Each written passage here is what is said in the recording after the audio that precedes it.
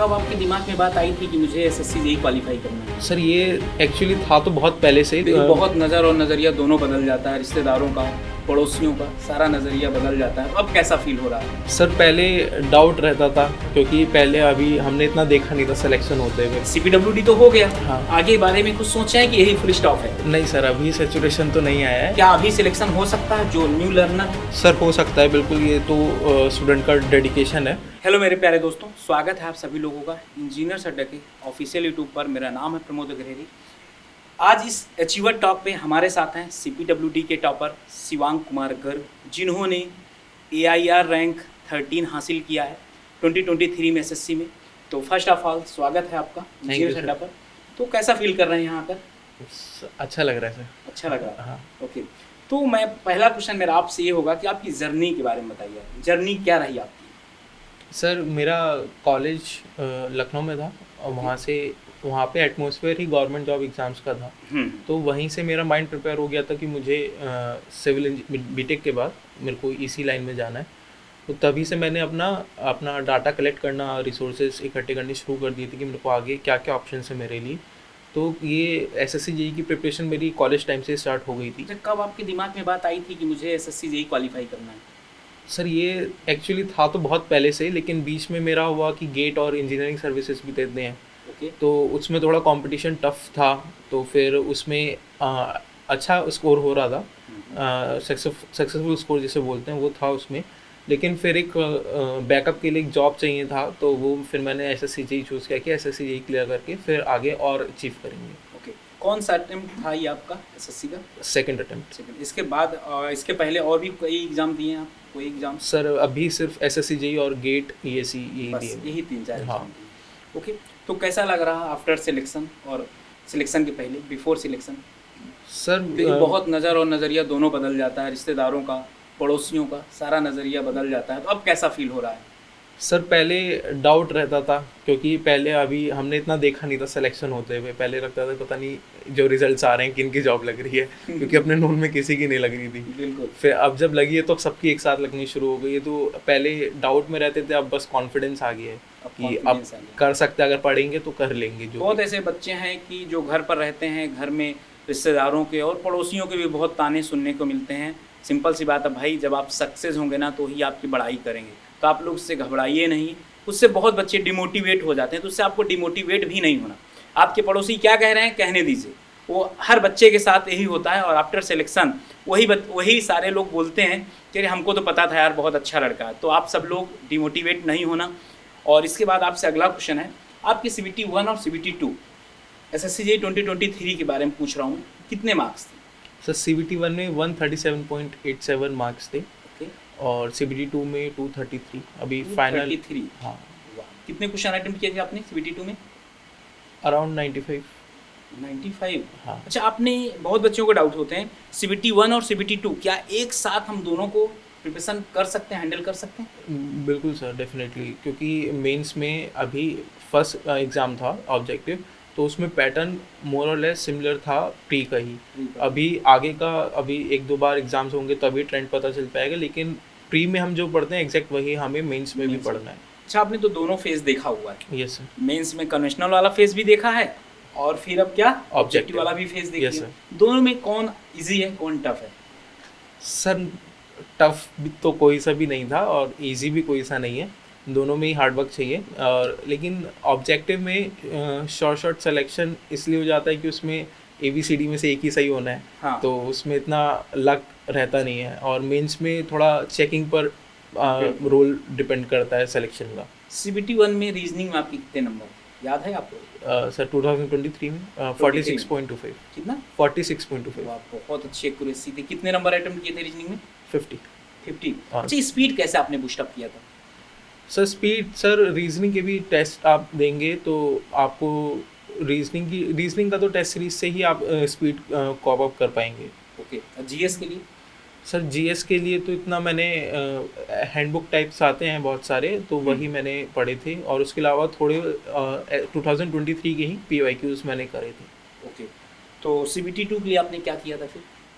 CBT 2 के लिए sir, CBT 2 के लिए सिर्फ टेस्ट सीरीज ही सॉल्व किया था, क्योंकि प्री में हम थ्योरी वगैरह और टेस्ट सीरीज रिवीजन से सब कर ही चुके थे, तो CBT 2 में भी सिर्फ टेस्ट सीरीज और रिवीजन पर ही फोकस किया था। इसका मतलब ये है कि अगर आप तैयारी कर रहे हैं तो एक साथ पे ही आप CBT 1 और CBT 2 दोनों एक साथ ही क्लियर कर सकते हैं। अच्छा, आपके फेवरेट सब्जेक्ट कौन कौन से थे सर? जिसमें सॉइल, आपका सबसे ज़्यादा कमांड रहा हो? सॉइल, RCC, सोम, स्टील, स्ट्रक्चर, यही रहता था। यही सब। हाँ। BMC तो यार आपका सबसे इम्पोर्टेंट है। सर estimation वो, और हाँ BMC। सर, इम्पोर्टेंट है, फेवरेट नहीं है, मतलब Favorite। उसमें स्कोर भी आता है। हाँ, क्योंकि ये बहुत इंपॉर्टेंट सब्जेक्ट, यस सर, वो पढ़ना ज़रूरी है। पढ़ना ज़रूरी है। तो आपने इंपॉर्टेंट सब्जेक्ट भी बता दिया।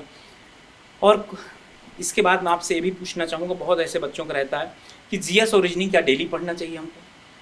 सर रीजनिंग अगर आपका टेस्ट सीरीज में अच्छा स्कोर आ रहा है तो आप ऑल्टरनेट डेज या 3-4 डेज में आप टेस्ट दे सकते हैं, सेक्शनल टेस्ट आप देते रहिए, क्योंकि रीजनिंग में कंसिस्टेंसी बहुत ज़रूरी है, वरना स्कोर मतलब बीच में रुक जाता है आकर। क्वेश्चन आते रहेंगे लेकिन टाइम टेकिंग हो जाता है। टाइम टेकिंग हो जाता है, स्पीड मैनेज नहीं हो पाती है फिर अगर हम डेली नहीं करेंगे, या वीकली आप टेस्ट दे सकते हैं रीजनिंग के। बिल्कुल। बहुत बच्चों का ये सवाल रहता है कि सर आपने जैसे कि 13 रैंक हासिल किया है, सर। तो आपका क्या टाइम टेबल था? बच्चों के लिए क्या बताना चाहेंगे? Sir time table sir, minimum आपको 6-7 घंटे तो पढ़ने ही है, और आपको रीजनिंग और जीके में आप ऑल्टरनेट करके पढ़ सकते हैं। आज रीजनिंग पढ़ लिया तो कल जीके पढ़ लीजिए। लेकिन जिनका कमज़ोर है, वीक पॉइंट है, उनको डेली पढ़ना है। रीजनिंग, हाँ, रीजनिंग बोनस मार्क्स हैं एक तरीके से, क्योंकि इंजीनियर्स को रीजनिंग समझ भी आती है और वो सॉल्व भी कर सकते हैं, बस एक स्पीड का इशू रहता है थोड़ा।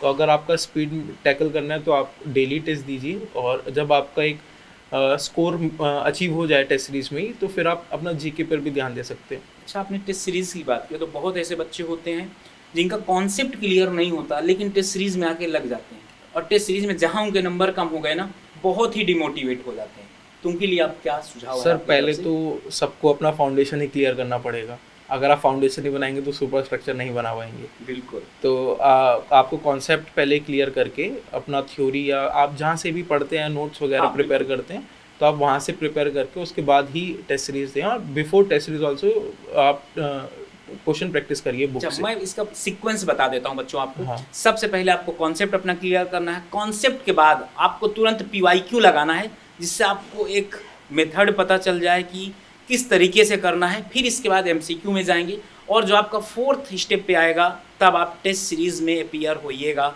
नहीं तो आप डिमोटिवेट हो जाते हैं, और वही जगह आपको ये लगने लगता है कि यार मेरा इस बार सिलेक्शन होगा कि नहीं, और यही डाउट में आप कई दिन ऐसे गुजार देते हैं कि यार मेरा तो सिलेक्शन होगा ही नहीं। भाई, आप जब मेहनत करेंगे तो बिल्कुल आपका सिलेक्शन होगा। आपका अगला पड़ाव क्या है? मतलब CPWD तो हो गया, हाँ। आगे बारे में कुछ सोचा है कि यही फुल स्टॉप है आपका? नहीं सर, अभी सैचुरेशन तो नहीं आया है। अभी असिस्टेंट इंजीनियर के एग्ज़ाम्स अगर आएंगे तो उसका अटेम्प्ट देंगे। वाह, बढ़िया। IAS के बारे में कुछ नहीं सोच रहे? सर सिविल सर्विसेज, हाँ जी, सर असिस्टेंट इंजीनियर के बाद उसके शायद। बाद। हाँ। वाह, बहुत बढ़िया। तो आप इस प्रिपरेशन के रहते रहते पढ़ाई भी हो जा रही है, हाँ सर। मतलब जॉब के साथ साथ आपकी प्रिपरेशन भी चलती रही? सर जॉब ज्वाइन नहीं किया है। जॉब ज्वाइन नहीं? नहीं, ज्वाइन नहीं किया। तो आपने मतलब ये डेडिकेशन था आपका कि हाँ। मुझे CPWD ही चाहिए? Yes sir. गुड।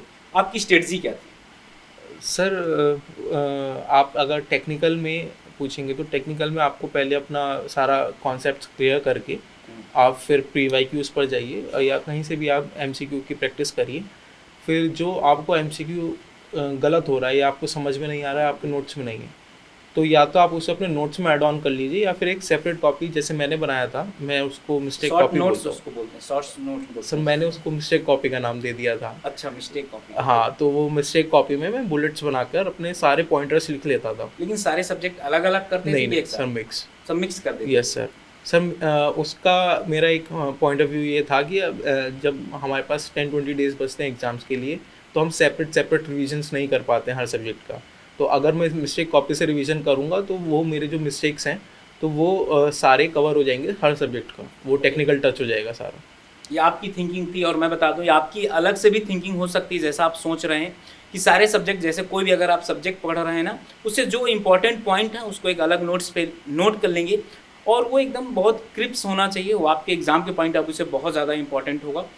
तो बहुत बच्चों को ये होता है कि सर, आप बहुत इंटरव्यू बच्चे देखते भी हैं, वहाँ पर बोल दिया जाता है कि सर 10 घंटे नहीं 20 घंटे पढ़ना है तभी सिलेक्शन होना, क्या ये बात नहीं फैक्ट है? नहीं सर। कितने घंटे आप पढ़ाई करते थे? बस सर मेरा एवरेज तो 6-7 आवर्स रहता था, लेकिन आप अब ये हर स्टूडेंट पे डिपेंड करता है किसका कितना कैपेसिटी है, लेकिन अगर आप 8 घंटे 9 घंटे पढ़ते हैं तो सफिशिएंट एसएससी जी। बिल्कुल, कंसिस्टेंसी आपको दिखानी होगी। अभी 4 से 5 महीने हैं बच्चों के पास एसएससी जी 2024 के लिए। Yes sir. तो उनके लिए अभी आप क्या कहना चाहेंगे कि क्या अभी सिलेक्शन हो सकता है जो न्यू लर्नर है? सर हो सकता है बिल्कुल, ये तो स्टूडेंट का डेडिकेशन है, और आपको फर्स्ट ऑफ ऑल यही करना है, आप अपने नोट्स प्रिपेयर करके, अगर आपके पास इतना टाइम नहीं बचता है तो आप अपना नोट्स प्रिपेयर करके, नोट्स थ्योरी रिवाइज करके सीधा टेस्ट सीरीज दीजिए। टेस्ट सीरीज़ देकर फिर आपके पास इतना टाइम नहीं होगा कुछ और करने का, तो आप टेस्ट सीरीज़ रिवाइज करिए, अपने नोट्स रिवाइज करिए, और रिवीजन बहुत ज़रूरी है। बिना रिवीजन के मेरे को नहीं मेरा 2022 में लो स्कोर का रीज़न भी रिवीजन ही था। मैंने रिवीजन नहीं किया था, इस बार वही इम्प्रूवमेंट हुआ, तो आप लोग भी रिवीजन कर सकते हैं इस बार, और करीब 3-4 रिवीजन तो बनता है। ओके, तो मतलब घंटे का कोई ऐसा नहीं कि 6 से 7 घंटे ही पढ़ना है? नहीं, वो तो अपने अपने ऊपर है। अपने अपने ऊपर। अच्छा, बहुत ऐसे बच्चे होते हैं जो 2 से 3 बार एग्ज़ाम दे चुके हैं, लेकिन यार उनका फाइनल सिलेक्शन नहीं हो रहा, कहीं ना कहीं वो फाइनल सिलेक्शन 2 नंबर 4 नंबर से रुक जा रहा, उनके लिए आपका कोई सजेशन? क्योंकि आपने भी काफ़ी इम्प्रूवमेंट किया है, Yes. वो किस हिसाब से किया कि उनके लिए भी हेल्पफुल हो सके? सर मैंने जो इम्प्रूवमेंट किया उसमें मैंने नंबर ऑफ़ टेस्ट इंक्रीज़ करे। ओके। नंबर ऑफ़ टेस्ट मैंने इंक्रीज़ करे, और उसमें लास्ट ईयर मैंने ये 2 मेरे मिस्टेक्स थे। एक तो मैंने मिस्टेक कॉपी नहीं बनाई थी शॉर्ट नोट्स, और एक मैंने रिवीजन पे इतना ध्यान नहीं दिया था। एंड टाइम पर आते आते मैंने कवर सब कर लिया था, लेकिन मेरे को याद कुछ नहीं था, तो फिर मैंने लास्ट टाइम में याद करने पर फोकस किया, तो वो रिवीजन नहीं हो पाया। तो वही एक मेरे को लगता है कि अगर किसी का सिलेक्शन नहीं हो रहा है तो उसके पीछे भी शायद से ये 2 रीज़न हो सकते हैं।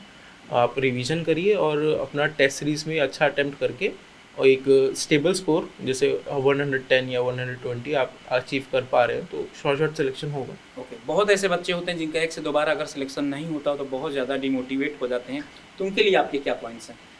सर डिमोटिवेट होना ज़रूरी नहीं है, बहुत बच्चों के नहीं होते हैं सिलेक्शन फर्स्ट अटेम्प्ट में, सेकंड अटेम्प्ट में। आपको कंसिस्टेंसी मेंटेन करनी है। अगर आप 2-3 अटेम्प्ट करके छोड़ देंगे तो फिर शायद आप वहाँ तक पहुँच चुके थे, सिलेक्शन तक आप पहुँच चुके थे, लेकिन फिर आप हार मान जाओगे तो उसका कोई रिज़ल्ट नहीं मिलने वाला, गुड रिजल्ट्स नहीं आएंगे उसके, क्योंकि आप वो एग्ज़ाम छोड़ के फिर किसी दूसरे एग्ज़ाम्स पे लगेंगे तो डिमोटिवेट नहीं होने पाए। तो आप सिर्फ रिवीजन पे फोकस करिए और अपना थ्योरी वगैरह पढ़िए, हाँ, तो वो होगा। तो आप लोगों को डिमोटिवेट नहीं होना, लगातार पढ़ाई करना है, सिलेक्शन होगा एक दिन और ज़रूर सिलेक्शन होगा, अच्छी रैंक के साथ होगा। तो आई होप ये सेशन आप लोगों के लिए बहुत ज़्यादा इंपॉर्टेंट होगा। Thank you Shivang, thank you engineers अड्डा पे आने के लिए, और थैंक यू आप सभी लोगों को। और आप लोग इस सेशन से बहुत कुछ सीखेंगे, ये आपकी जर्नी और भी आसान कर देगी ये सेशन, तो ज़रूर देखिएगा। Okay, bye bye and thank you.